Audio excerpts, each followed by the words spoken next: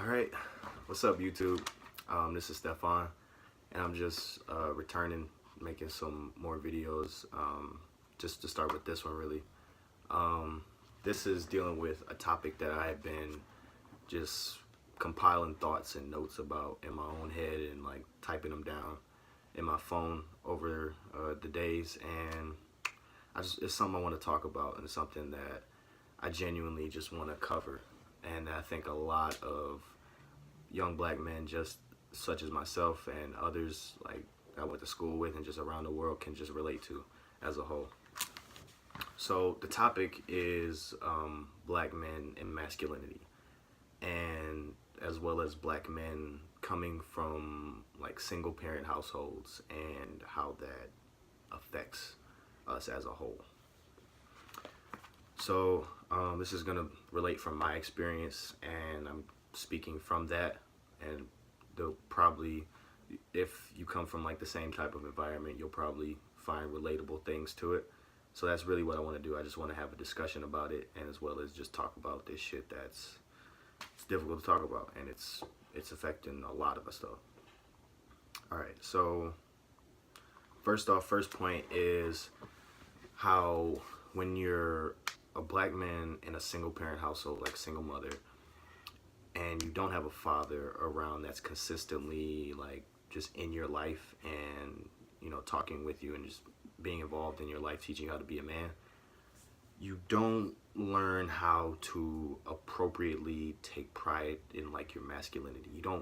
You really don't learn that at all, because your mother is a woman, she's has experience in being a woman. She has experience in, she's a female, only an older male who has lived as a male can teach a younger male son in the ways of being a man and being a healthy man, emotionally, spiritually, physically, all of those different factors. That's what a man does. That's why you have the two parents. That's why you have the father and the mother, because the mother is like a caregiving role, as well as emotional support, as well as just other things. But the father is supposed to be the strong rock that's there for you, that teaches you how to be a man and talks with you about your life and just how to deal with experiences growing up, So we aren't taught how to take pride in our masculinity, and just observing how like things go, and just like hip-hop culture, and just how in life it's like the way we end up taking pride in our masculinity ends up a lot of ways doing it in ways that hurt other people, or that seem to in ways that subjugate women, like in the sense of just like in a lot of shit, it'll be like, just let's take the sentiment, I'll ride for my niggas. I ride for my niggas, like that's like a deeply masculine trait of just like, me and my niggas stick together, we're loyal to each other, and we ride together, and that type of brotherhood can be a beautiful thing as black men, because when we don't have that father around, a lot of older peers of ours, as well as just peers, just other black men, we relate to each other in that sense of we know what it's like, in that sense of we know what the pressure is like, we know what that just sense of loss is. And that's another point I want to get into as well. Just when you don't have that father figure, you have a sense of like a loss of direction in your life, because you don't have that man guiding you and helping you to, because of course you have to figure out who you are, and you have to find what your purpose is in life. But if you don't have a clear sense of that, like by yourself, or like your father, I feel is supposed to help you with that, because a father, like that's a part of being a man, having a sense of purpose, having a mission, having integrity, having just some values that you stick to in doing whatever you do, day to day, and just whatever your passion is, as well as jobs and whatnot. So Next point, immense anger. When you come from this single parent household, when you're dealing with your issues, you have, I mean, you're gonna have a sense of loss from not having that father around, and you're also gonna feel angry towards him because obviously there's no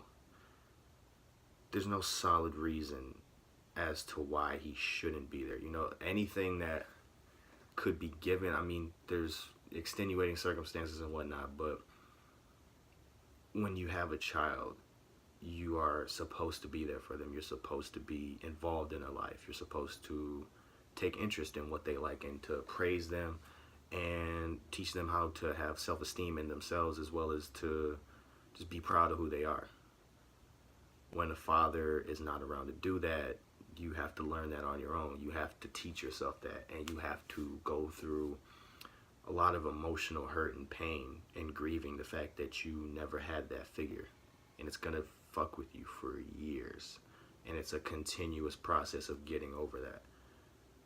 And that immense anger towards a father is like something that can really hurt your direction in life. It can cause you to make decisions that you think are well justified, but they don't really come from a logical standpoint, as well as just like they're just, the anger can guide you to some bad things. It can guide you to trying to take revenge on the world or on other people, and for something that happened to you and wasn't fair, but it's still your responsibility to, I don't like saying get over it, because that's just, it's like a real dismissive term, to move beyond that and to grow from it as a whole. Yeah, so, and then also your anger can also come from a place of not being able to express your emotions. You know, when there's not a father around, a lot of times, especially if you're like the only man around the house, like even no matter how young you are as a boy, you have a lot of responsibility. You have things you have to do, you know, you have like, there's even responsibilities that are unfairly put on you, in the sense of a lot of single mothers, they're doing this by themselves. And what happens is, when you're in a marriage and when you're in a union with a woman as a man, you know, you listen to her problems, you listen to her, you communicate with her, and sometimes, say she's having a bad day and she wants to talk about it, sometimes she just wants you to listen to the problem. She doesn't even want a solution or anything. She just wants you to listen to her problems, or to listen to what's going on and be supportive as a man.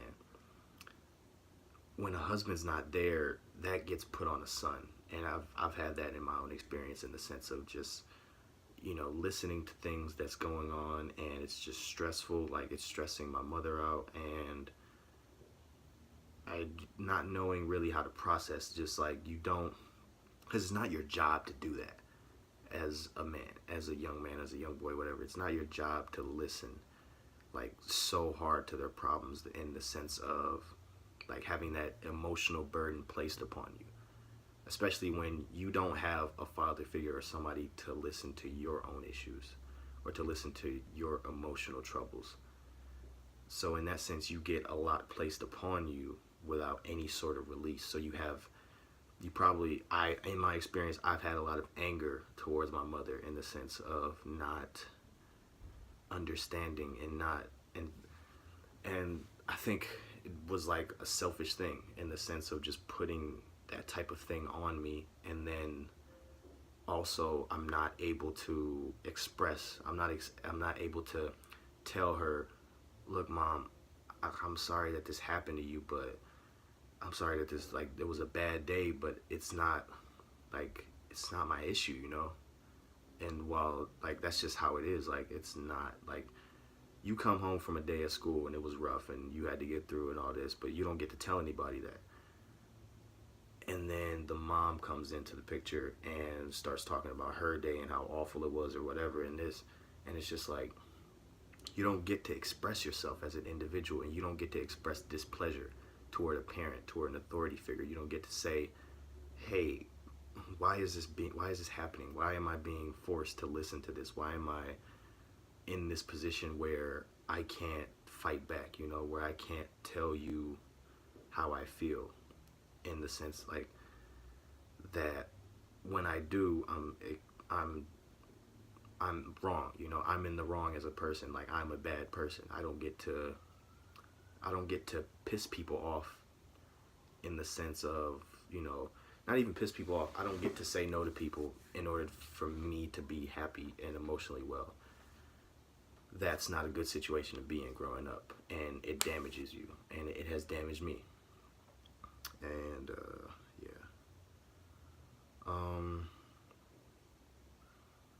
Then, as well as when the father's not around, you're not taught how to like relate to the opposite sex as a man, in the sense of when you get around puberty and stuff like that, you're around that age where your natural instincts are coming in, and your attractiveness and you being attracted to the opposite sex or whatever sex is just like, this is now in the sense where you have to assume a role of confidence, and asking out women or things like that, just respectfully approaching people and whatnot. Like, say you want to ask a girl on a date, I don't recall ever getting like any sort of advice on that from my father. I don't ever recall my father like teaching me these things about just believing in yourself, as well as just approaching a woman or telling her how you like, just things like telling, like, say you want to go get some food or something, like just taking a woman out on a date before you get into relationships or things like that. That's never taught.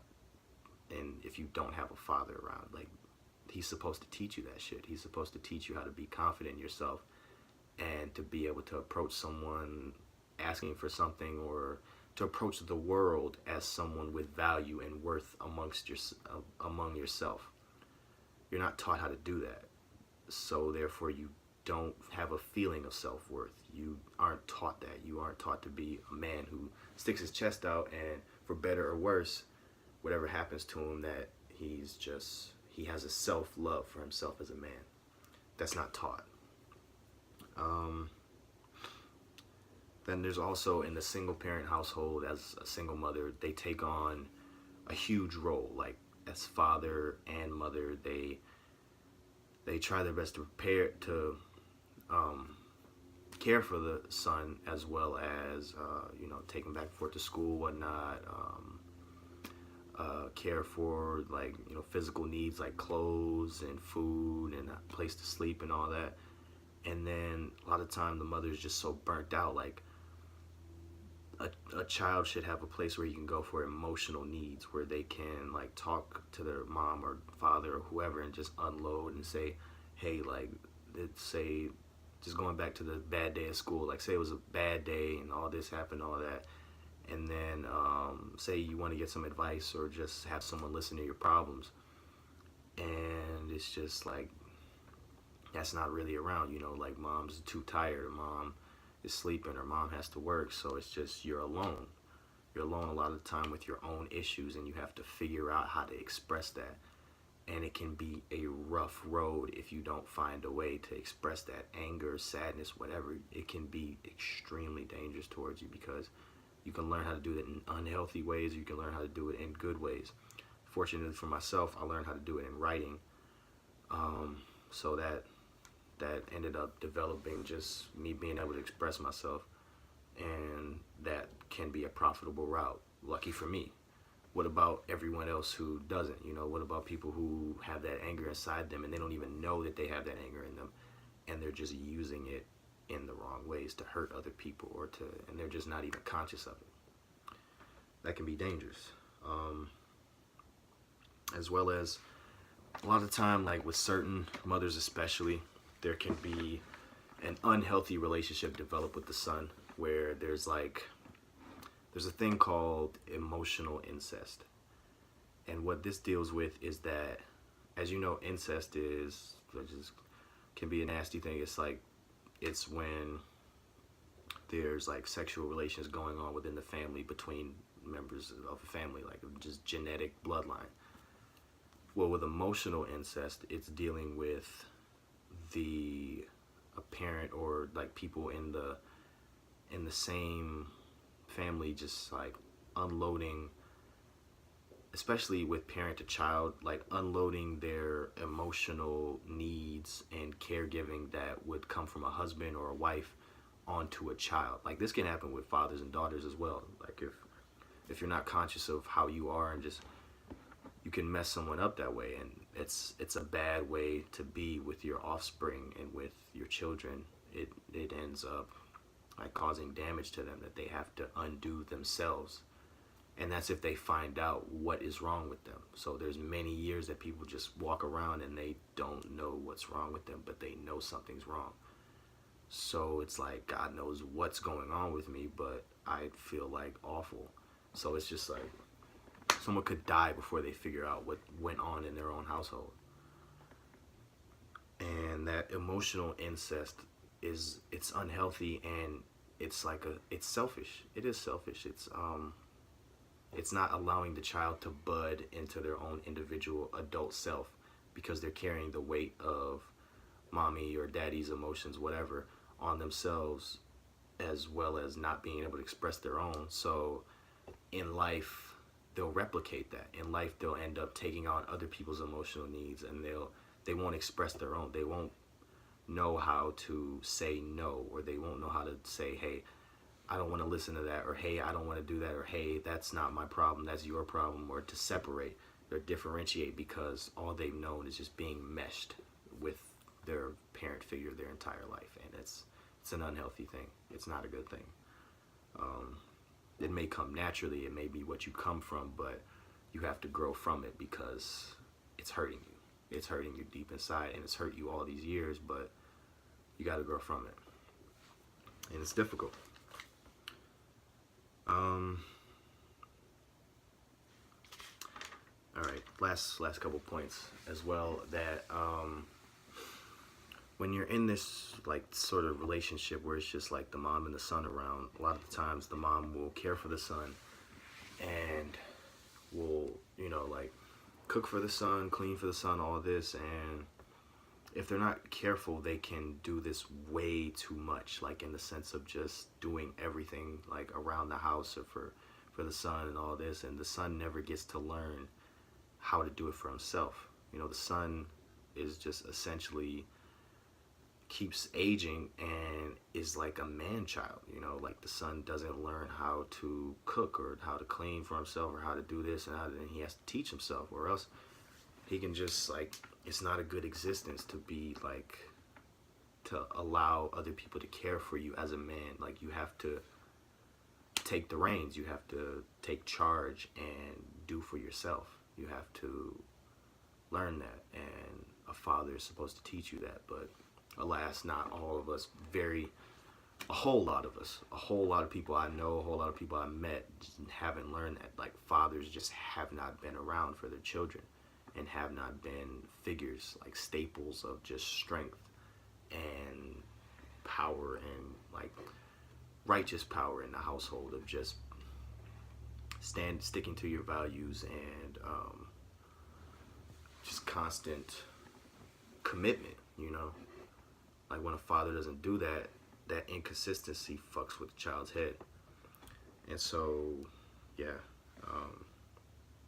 the child can have a lot of their emotional needs stunted, have a lot of their own just individuality, like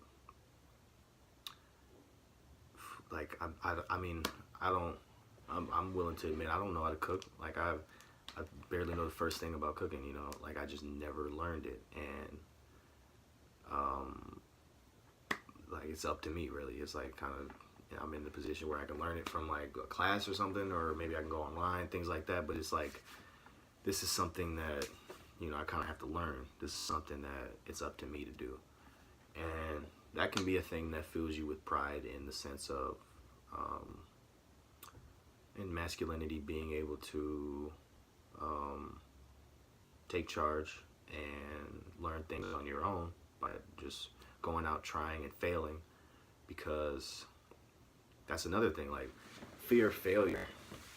That fear of failure will keep you just locked down in just letting people serve you or letting your mother take care of you in ways that, you know, are like, you get that sense that you should be doing some of this for yourself. At least in my experience, I know deep down, like, okay, at this point, I should be out of here. I should be moving on to doing things for myself. I should be more confident in myself. I should be just out here, just facing it as it is, you know?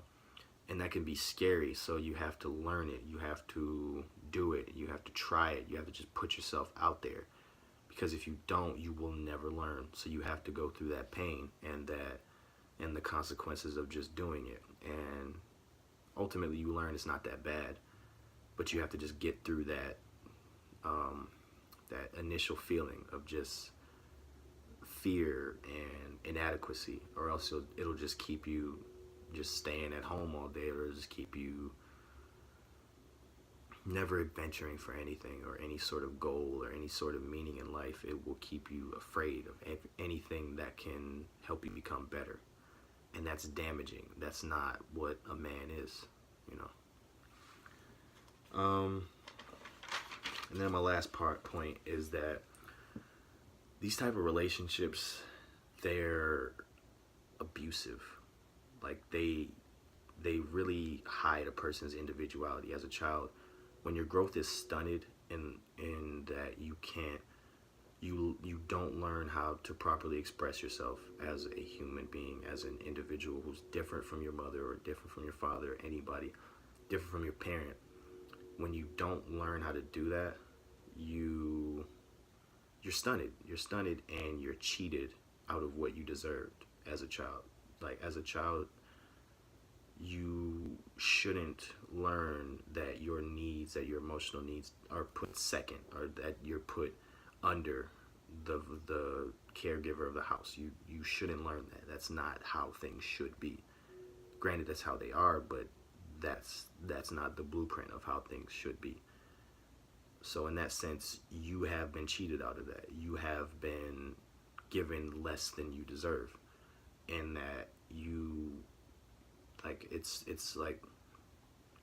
a mistreatment, you know. It's an emotional, like, low-key abuse. It's covert. It's not like, you know, it's not like getting beat up or getting, you know, smacked around or things like that, but it's emotional needs. We all have emotional needs, and we deserve those as children growing up. But if we aren't conscious, or if we don't learn this, we don't meditate on it, and we don't apply it to our everyday lives, then our children get cheated out of what they deserved or what they should have. And then that anger for that, if it's not expressed healthily in some therapeutic way that just helps you, or that leads you to move on and grieve what you never had, it can lead to, like, misogyny. It can lead, especially, I'm speaking for, like, young black men, when you're angry at your mother, when you're angry at your father for not being around, then you're angry at your mother for what things that like just the sort of mistreatment that's given, or for like the hurt that you feel. It can lead to a hatred of women. It can lead to just internalizing that, and then all women are bad, and that leads to just failure with intimacy. It can lead to, which is even worse, and then it won't let you connect with people. It won't let you see people as people. It won't let you see women as people. It won't let you see, like, the fact that you're hurting someone when you do certain things. Like, when you, it's like in a relationship, a woman is a person. You know, she's not, a lot of times, like, I'll see, I mean, of course, women and men work similar in biological ways and mental ways as well. But we're all different people as well, through our circumstances and through what we've learned, through what we've experienced, through what we do and all that. But just a generalization, like an unhealthy generalization of women, in the sense of, like, in the sense of treating, like, women less than as people, you know, in the sense of generalizing women, like, in the sense of, like, you know, like bitches and hoes. you know, instead of a woman being a woman or a woman being her, as well as, you know, she's of the female gender, and then she's also a person. She's just, oh, that's a bitch, you know, that's another bitch or a hoe. And then they get generalized like that, and that's just, you know, when you treat people like that way, or when you treat women like that in a generalized fashion, it's damaging. You know, you never get to know people as people. You just treat them as just a notch, or as just something, you know, a thing. You know, it's just a transaction. You're just, so in a relationship that can lead to just straight up no intimacy, no emotional connection. It can lead to just straight up being used for sex. It can straight up it can lead to abusive situations as well. So if you don't learn how to respect women from a man who knows how to do that, or from a man who respects himself enough to be that figure, you end up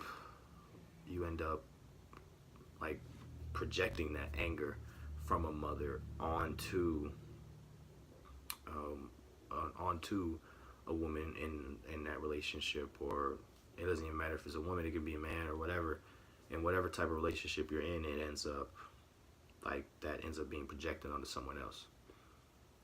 And I'm dealing with just trying to make sure that I don't do that myself in anger. Like, just letting anger, not letting anger fuel me, letting anger be expressed in things honestly. Because if we don't express things honestly, and it just stays inside us. You know, some things don't have to, like, not everything has to be shared so openly, but at the same time, it's like, if we aren't honest, if we don't express it honestly, then it'll just stay inside. You know, if things aren't talked about in honest fashion, and just how they are logically, or as facts, or just even as emotional, as emotion, as like brutal raw emotion, we just get it out, but in a way that doesn't hurt somebody, then we'll hold on to it. And all the years of holding on to it will fuck you up. It'll fuck you up in horrible ways, and lead you to fuck up other people that you're involved with. And it's terrible, and it's just an awful cycle of that. And there's a lot of that in this age of just trauma and abuse, and just neglecting from childhood, that just leads us to, it can lead us to treat other people in bad ways. It can lead us to treat ourselves in bad ways. So we have to learn self-esteem, we have to learn self-love, we have to learn this adulthood, you know, adulthood, and caring for ourselves as well as caring for others, and in ways where we don't lose ourselves, you know. And it's a difficult process, but as a young black man, I'm just, at this point in my life, I'm trying to work with what I feel my purpose is, as well as to move past what my father never was for me, and move past what my mother was for me, and to just love myself, be there for myself, and do the same for others, as well as just be an individual and live a happy life, and do what's right, and to do what's right, as well as enjoy doing what I love for others, you know. Yeah, so that's pretty much what I wanted to express, dealing with black men and masculinity from my experience, coming from like predominantly single parent household. I mean, I have seen my father, but most of my time has been spent, you know, with my mother. Most of my time has been spent being raised by my mother. So yeah, thank you, and that's it.